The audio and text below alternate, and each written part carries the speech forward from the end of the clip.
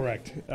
John, the first thing is that's important is that you are being made aware of all these issues and that you seem committed to do something about it. But you are your typical middle-aged man, and you have what we are calling the metabolic syndrome.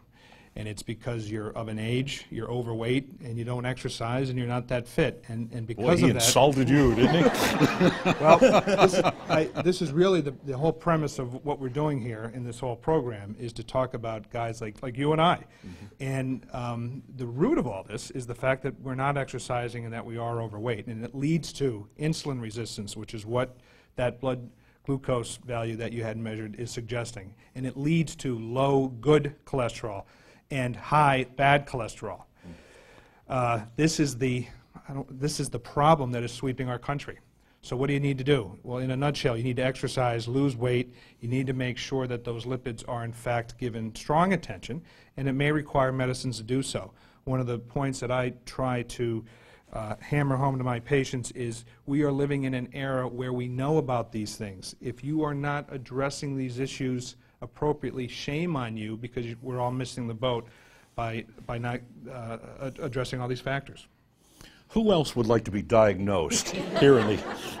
That was tough, John. I got to give you a lot of credit for taking that. That was, you gave him bad news and he did all right, though, huh? Is he reacting the way you would want a patient to? I think so, yeah. I think he is. You're reserving, Judge. Thank you, Doctor, sure thing. very much. Sure thing. All right, and we're looking for anybody else who wants to join us here tonight and take any questions. Let me ask Donna another tough question. I know you love tough questions. Let's talk about diets. And most people's, and it's a generalization, but most people generalize about diets. They are, well, you tell me, why do so many people think they fail? Why are they convinced diets don't work? It's a waste of time. Diets have start dates and stop dates. People are going to go on a diet because they have something coming up, or all of a sudden they have a resurgence of energy or an event or reunion or what have you, and that's what they're shooting for. We need to get rid of that four-letter word diet, and we need to refer to a lifestyle change, because it's not diet in and of itself. It's a multiple factor of food, exercise, and a diet. As long as it has a start and a stop date, you're still going to think of it, I'm on a diet. And I have clients who have been on diets all of their life, and then they come see me, so you almost want to say, well, why are you here? But it's a lifestyle change, and it has to be realistic for them to be able to do forever. Very well put. It's a four-letter word we have to forget. True. Okay. Brian Mott, doctor? Yes. Tell us about yourself. Where are you from? I'm from, I live in Clark Summit. I'm from Montreal, Canada originally. I've been here for 9 years. I picked up the accent. And I'm one of the heart surgeons in practice with Dr. Stahl. And we had a great program today. And I just wanted, before we run out of time, tell Donna to kind of reiterate the three things she was talking about during her talk before, and which is really what the viewers should be taking home is, no one's going to go out and get a personal trainer, at least the majority are not. Nobody's going to follow a diet longer than you just mentioned. And what simple things could people do in order to lose weight, make themselves healthier, do exercise? There's some simple things you mentioned, you're going to mention them, but just the simple things like walking, changing your diet in moderation, things, and really good tips that they can follow.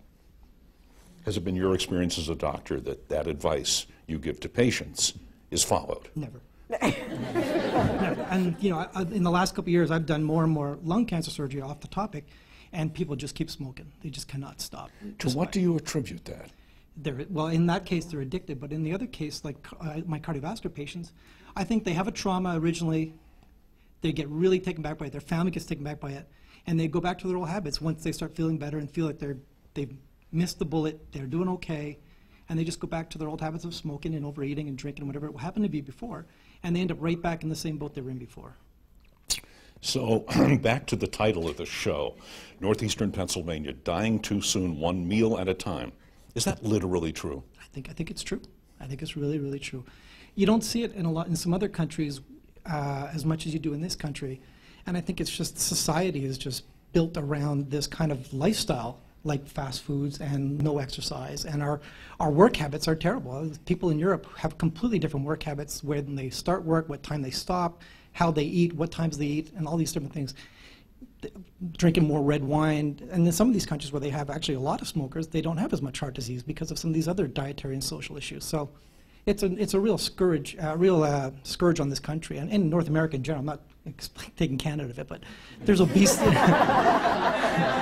It's really a North American problem, really. And I was just hoping that you could give some bullet advice that people could take home with, because, like I said, I don't think they're going to go and do drastic changes, but the moderate things we talked about before I thought were really, really interesting. Fascinating. Thank you for getting up and talking to us. Dr. Stahl, he's your colleague, yes, right? It's my partner. Okay. Everything he just said resonates with what you've taught us and what I presume you all talked about today here, correct? Yeah. All right, so what are you going to do about it? Well, that's the tough one. And by the way, I asked Donna and Janet to handle that, because that is tough. Because so often we as physicians are prescriptive. We say, lose weight. And if you can talk, let your hair down and talk with someone who suffers from obesity, they might open up to you and say, you know, that hurts. It's not that simple. It's not so easy. So we said the third point of today is we can do something about it. And what we're really talking about are some modest lifestyle changes. We gave everybody here today a pedometer. If you simply measure the number of steps you take each day and strive to increase it by a small amount each day, you're moving in the right direction. Dr. Townsend told us earlier that, you know, if you could reduce your caloric intake, don't think about what you have to give up. Add one fruit or vegetable a day, and you're moving in the right direction. I think Donna and Janet should speak more into this. I thought that we should change the title and talk about people beginning to get better one meal at a time. And that's really the way you have to think about it, instead of going on a diet. So at your next meal, what can you do that will be healthier? Could you eat 2/3 as much food? Could you have more vegetables? Could you eat slower and enjoy it and pay attention to when you get full? So I think we have to kind of change the idea. You know, we can literally kill ourselves one meal at a time, but we can also get better one meal at a time. Okay, I'm going to put Dr. Stahl on the spot, and then I'm coming to you. You told me I could say, you didn't say I should say, but you did tell me I could say in my opening that if you do these things, you can improve your sex drive. Why did you tell me that? Assumptions? I thought you might benefit from some advice. I don't know. Okay, so obesity leads to cardiovascular disease, and impotence in men is a vascular phenomenon. You can actually turn back the hands of time if you can lose a few pounds. That's a briefer answer than I was hoping. You told me not to talk with my hands. Yes, I did. That's true. Okay, Donna, you're up. What did we want you to talk about? Kind of took my attention away. The 3 things that you can actually do in your day. A lot of reasons I think we are dying one meal at a time is simply because it's daunting. It's a daunting task that we're asking, or physicians, we're all asking of patients to do, or people to do. We're asking them to do, change their life, and we're asking them to do it now because of the sense of urgency. So the 3 things that you can do is make a small change every day, whether it is, and I picked one component. Take food, for example. If you're eating 2 meals a day, make those 2 meals 4 small meals. Make one change every day or one change every week, whatever you can control. So that would be number 1. Exercise. You schedule in time to take care of patients, take your kids there, take grandkids, do this. Schedule 20 minutes a day for yourself. That's my time, and that's when I get to take care of me, because if I don't take care of me, my family and friends around me are going to have to come visit me while I'm in the hospital while Dr. Stahl's cracking open my chest. Okay, you're a personal, you can interrupt you from it. You're a personal trainer. Yes. And how does a personal trainer, how does Donna Scott handle exercise? Does it play a major part in your life because of your occupation? For me personally, yeah. Yes. Yes, it does. And I would probably be stricter on myself. I know that. I'm stricter on myself than I would be on anybody else, but I've never met my grandparents. My grandparents were deceased before I was born, so I knew that early on. So I made sure of taking care of myself from the start, and that's what got me involved in what I'm doing in my field. But the other component is I can't expect a client or a patient to listen to me if I can't walk my talk. Yeah, well put. Okay, you are.